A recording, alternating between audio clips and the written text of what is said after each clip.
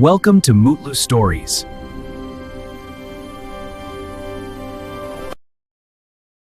అనగనగా ఒక చిన్న గ్రామంలో శివానందుడు అనే నిజాయితీగల దయగల వ్యక్తి ఉండేవాడు.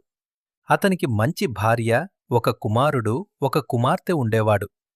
అతని తల్లి కొన్నేళ్ల క్రితమే మరణించగా తన వృద్ధ తండ్రితో కలిసి అతను నివసించేవాడు.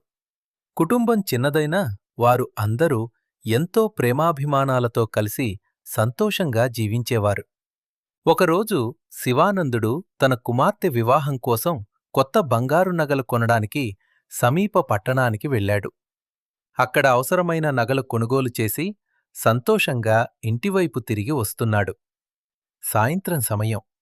అతను ఒక గాఢమైన అరణ్య మార్గంలో నడుస్తూ ఉండగా అకస్మాత్తుగా ఒక పెద్ద రాక్షసుడు అతని ముందు ప్రత్యక్షమయ్యాడు. రాక్షసుడు గర్జిస్తూ ఇలా అన్నాడు, "ఓ మానవుడా! నాకు చాలా ఆకలి వేసింది. నిన్ను తిని నా ఆకలిని తీర్చుకుంటాను." అది విని శివానందుడు కొంచెం భయపడ్డాడు. అయినా ధైర్యంగా చేతులు జోడించి ఇలా అన్నాడు, "రాక్షసా! నేను నా కుమార్తె వివాహం కోసం ఈ నగలు తీసుకుని ఇంటికి వెళ్తున్నాను. ముందుగా ఇవి నా ఇంట్లో ఇచ్చి, తరువాత నీ దగ్గరకు తప్పకుండా తిరిగి వస్తాను. అప్పుడు నన్ను తినవచ్చు."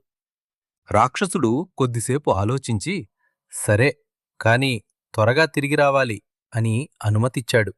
శివానందుడు వెంటనే పరుగెత్తుకుంటూ ఇంటికి వెళ్ళాడు.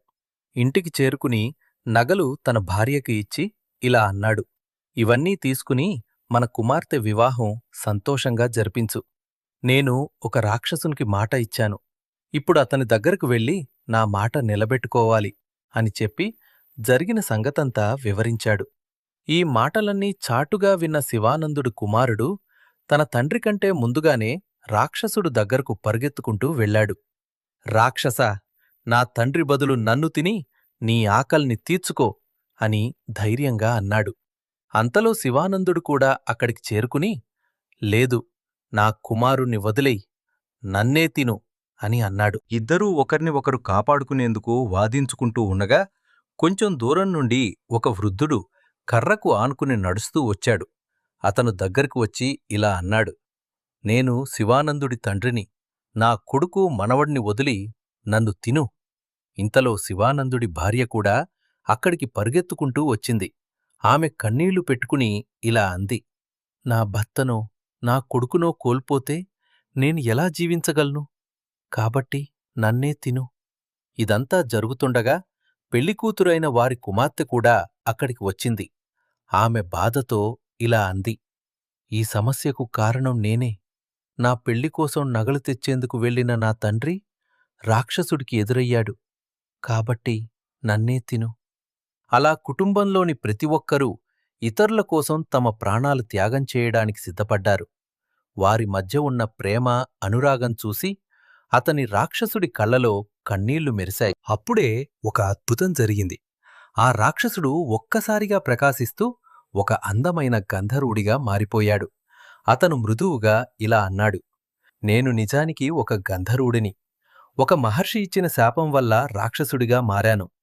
నిజమైన ప్రేమ, త్యాగం చూసినప్పుడు మాత్రమే నాకు శాప విమోచనం జరుగుతుందని చెప్పారు.